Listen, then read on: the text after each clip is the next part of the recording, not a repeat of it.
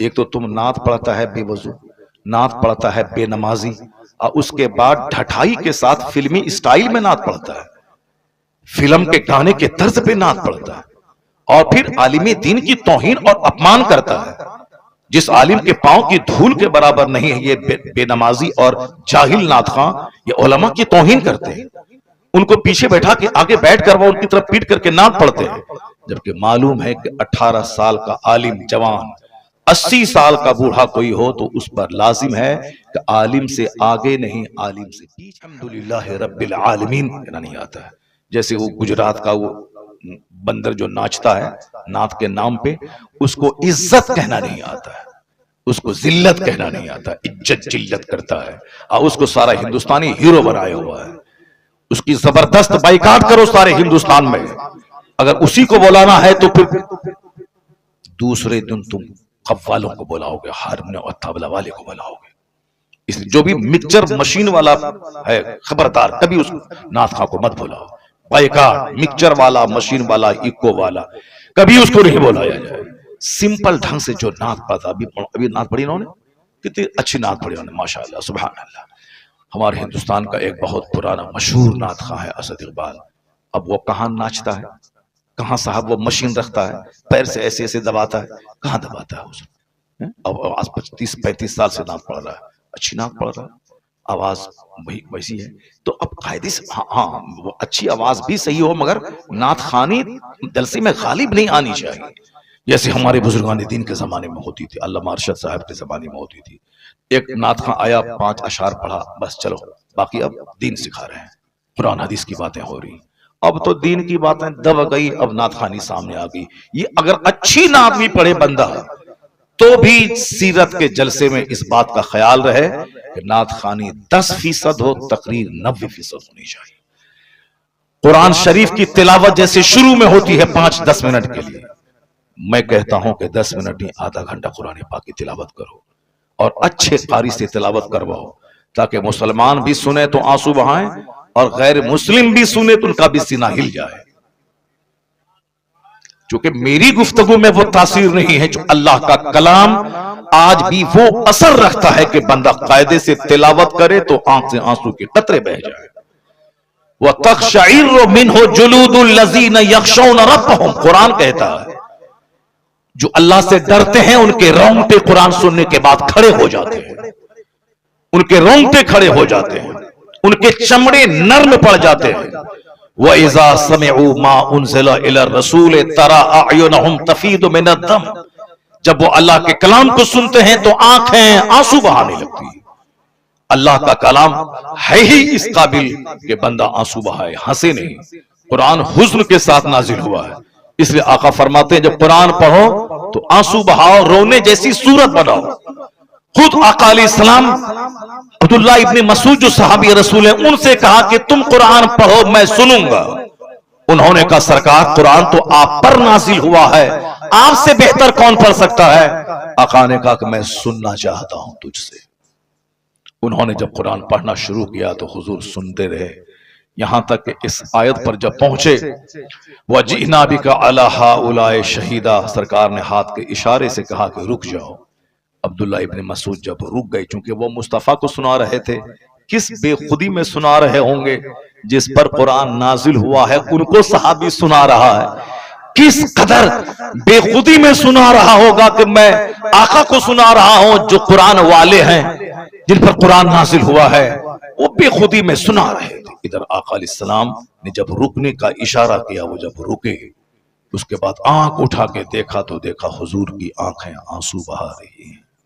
سبحان اللہ سبحان اللہ، جن پر قرآن نازل ہوا وہ قرآن سن کے رو رہے ہیں، اس لیے حضور نے کہا جب قرآن پڑھو تو آنسو بہاؤ، آنسو نہ نکلے تو آنسو بہانے جیسی صورت بنا لو۔ غم سے قرآن نازل ہوا ہے، قرآن کا مزاج ہے زنگ صاف کر دینا، قرآن کا مزاج ہے گھمنڈ دور کر دینا، قرآن کا مزاج ہے جو سنے تو اس کے رونگٹے کو کھڑا کر دینا۔ آج ہمارے ہاں قرآن ہی نہیں پڑھا جاتا ہے، کامیڈی سنی جاتی ہے، قرآن نہیں سنا جاتا ہے، جہاں تہاں کی بے جان کہانی سنی جا رہی، قرآن نہیں سنا جا رہا۔ بنگال میں ایک اور غلط ریت ہے، जीवनी के नाम पे फालतू बेबुनियाद और गढ़ी हुई रिवायतें बयान की जाती हैं और गा गा के गढ़ी हुई रिवायतें सैयदा फातिमा ज़हरा रज़ी अल्लाह ताला अन्हा की शान में गैर मुहज़्ज़ब जुमले। नबी बोला, ए फातिमा, ये सारी बातें जीवनी के नाम पे बोली जा रही है, जीवनी के नाम पे गाया जाता है। 5 बच्चे बैठे हुए, ये गा रहा, जीवनी बयान कर रहा है। उलमाए कराम से हदीस सुना जाए, उलमाए कराम से कुरान सुने जाए, झूठी जीवनी बयान नहीं की जाए, कुरान पाक के पढ़ने का रिवाज दिया जाए। घर में कोई औरत हाथ में काम में हाथ नहीं लगाएगी जब तक कि वह कुरान पाक की तिलावत ना कर ले। कोई झाड़ू नहीं लगाएगी जब तक कि वह दुरूद ना पढ़ ले। जिन अय्याम में उन पर नमाज फर्ज नहीं है, जब माहवारी के दिनों में, उन दिनों में भी आदत बना दे कि वह वजू करके मुसल्ले पे बैठ के 100 बार कलमा शरीफ 100 बार दुरूद पढ़ ले, ताकि दूसरों को उनकी कमजोरी का पता भी नहीं चले और नमाज पढ़ने की आदत भी लगी रहे, ताकि नमाज 5 वक्त पढ़कर वजू करना, मुसल्ले पे बैठने की आदत लगी रहे। वरना वह पाक होंगी, 1 दिन पहले वो नहाएंगी, 2 दिन के बाद नमाज शुरू करेंगे, 5 दिन के बाद फिर अगला महीना का खून आ जाएगा, बस सुस्ती करेंगी। इसलिए बुजुर्गों ने कहा है उसे नापाक हालत में नमाज नहीं पढ़ना है, लेकिन वह दुरूद तो पढ़ सकती है, वजू करके मुसल्ले पे बैठ जाए ताकि नमाज के टाइम की आदत लगी रहे। वह दुरूद पढ़े काम शुरू करने से पहले, मुसलमान मर्द तिलावत करे काम शुरू करने से पहले। तिलावत 5 मिनट जल्दी से खत्म कीजिए, बाकी वो नाचेगा 1 घंटा 1.5 घंटा 2 घंटे तक। नाते पाक को नाच नहीं बोला जाता है, नाते पाक को मुजरा नहीं बोला जाता है। जो तुम्हारा स्टाइल, जो तुम्हारा ढंग है, उस ढंग की मजम्मत की जाती है, नात की नहीं। जो नात दिल से पढ़े तो बंदा वली बन जाएगा, जो दिल से मुस्तफा से इश्क करे तो वो वली बन जाएगा। दिल से जो करे, जबान से हम आपके बगैर नहीं जिएंगे, नमाज फजर जोहर असर सब गायब है, वो तो सारी जिंदगी पढ़ता रहेगा नात, विलायत की क्या बरकतों को महसूस ही नहीं कर सकता है। आशिक रसूल वो होगा जो मुस्तफा की मोहब्बत में मुस्तफा की पैरवी करता है। आशिक रसूल तो गर्दन कटाने को तैयार रहता है, गर्दन कट जो नमाज फजर के लिए ना उठ पाया वो गर्दन क्या कटा पाएगा। बस सिर्फ 2 पैसा कमाने के लिए ये सारे नाम लिए जाते हैं। आला हजरत के सामने एक शख्स आया, कहा हुजूर मैंने नात लिखी है। उस नात के अशार में जब देखा, मैं आपके लिए तड़प रहा हूं हुजूर, आपकी जुदाई में बेचैन हूं। आला हजरत ने क्या कहा, जो कुछ आपने लिखा है वो अगर आपके दिल में है तो आप वली हैं। जो आप लिखे हैं कि हम हुजूर की याद में तड़प रहे हैं, हिज्र में बेचैन हैं, अगर वाकई आप बेचैन हैं आप वली हैं, वली। ये कौन बोल रहा, कुतुबुल इरशाद। ये कौन कह रहे हैं, नाइब गौसे आजम। ये कौन कह रहे हैं, शेखुल इस्लाम वल मुस्लिमीन। हम लोगों की बात तो कमजोर है, शेखुल इस्लाम वल मुस्लिमीन की बातें हैं। क्या कह रहे हैं, अगर ये बात आप दिल की कैफियत है तो आप वली हैं, आप जाहिर सी बात है। और अगर नहीं, सिर्फ अल्फाज की बाजीगिरी है, अल्फाज और जुमले का जोर है तो आप झूठे हैं। अगर वो बात आपके दिल में है नहीं कि मैं तड़प रहा हूं, और अल्फाज में लिख रहे हैं कि मैं तड़प रहा हूं, तो आप झूठ बोल रहे हैं, और झूठ में कोई असर नहीं, कोई तासीर नहीं, कोई बरकत नहीं। आला हजरत ने कलाम उनके हाथ में दे दिया। अब आप बताएं कि ये है। और आजकल ये कहते हैं नात पढ़ने को मुजरा कह दिया आपने, नात को गवैया, नात पढ़ने वाले को गवैया कह दिया। नात पढ़ने वाले को गवैया नहीं बोला जाता है, जो फिल्मी स्टाइल में नाते पाक की तौहीन करे उसको गवैया बोला जाता है, उसकी तौहीन की जाती है। वरना नात आप कायदे से पढ़ें और आंसू निकले तो बंदा आपका पांव चूम लेगा कि आशिक रसूल है। पहले लोग पढ़ते थे, 5 वक्त की नमाजें पढ़ते थे, तिलावत करते थे, फिर नबी की नात बावजू मुहज्जब होके पढ़ते थे, सारा मजमा रोता रहता, सरकार की मोहब्बत दिल में पैदा होती थी। एक तो तुम नात पढ़ता है बेवजू, नात पढ़ता है बेनमाजी, और उसके बाद ढठाई के साथ फिल्मी स्टाइल में नात पढ़ता है, फिल्म के गाने के तर्ज पे नात पढ़ता है, और फिर आलिम दीन की तौहीन और अपमान करता है। जिस आलिम के पांव की धूल के बराबर नहीं है ये बेनमाजी और जाहिल नात खां, ये उलमा की तौहीन करते हैं। उनको पीछे बैठा के आगे बैठ कर वो उनकी तरफ पीट करके नात पढ़ते हैं, जबकि मालूम है कि 18 साल का आलिम जवान 80 साल का बूढ़ा कोई हो तो उस पर लाजिम है कि आलिम से आगे नहीं, आलिम से पीछे चले। ہم سے کہتے ہیں دلیل کہاں ہے؟ دلیل بہار شریعت میں صدر الشریعہ نے لکھا ہے، جو فقہ اسلامی کی انسائکلوپیڈیا ہے، اس میں یہ بات درج ہے۔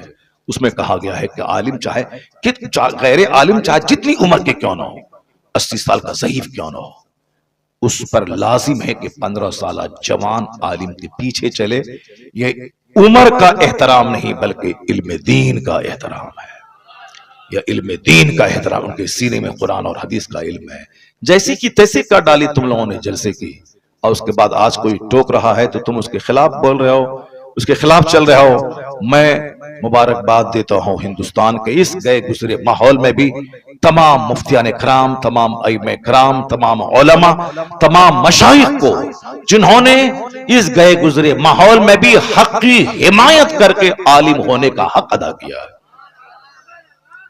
میں نہیں سمجھتا تھا کہ آج اس طرح کے حق کی حمایت کرنے والے گاؤں دیہات سے لے کے بڑے بڑے شہر تک، ہمیں افریقہ سے فون آ رہے ہیں، مکہ شریف سے فون آ رہا ہے، دبئی سے فون آ رہے ہیں کہ حضرت آپ کو مبارکباد دی، آپ نے جرأت تو کی، آپ نے ہمت تو کی، آپ نے بولا تو صحیح۔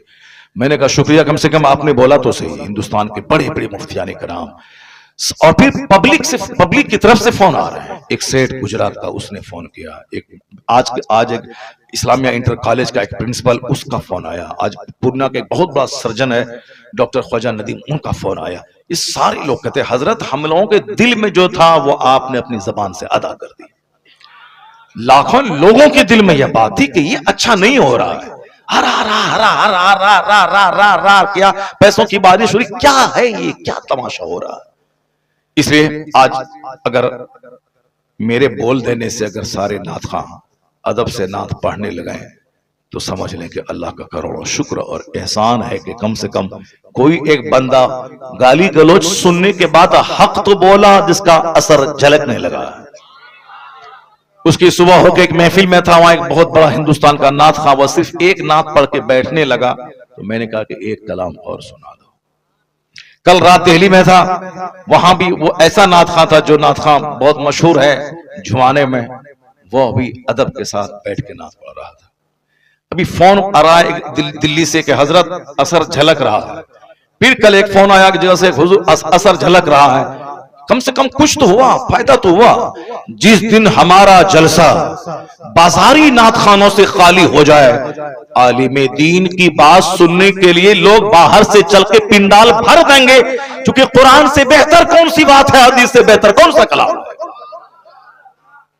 یہ تو لوگوں نے ماحول خراب کیا۔ اللہ تبارک و تعالی ان سبوں کو بھی جو لوگ بازاری لب و لہجے میں نعت پاک کو بدنام کرتے ہیں، وہ لوگ بھی قاعدے سے مہذب ہو کے نعت پڑھنے لگیں۔ اللہ انہیں اچھے ڈھنگ سے نعت پڑھنے کی توفیق عطا فرمائے۔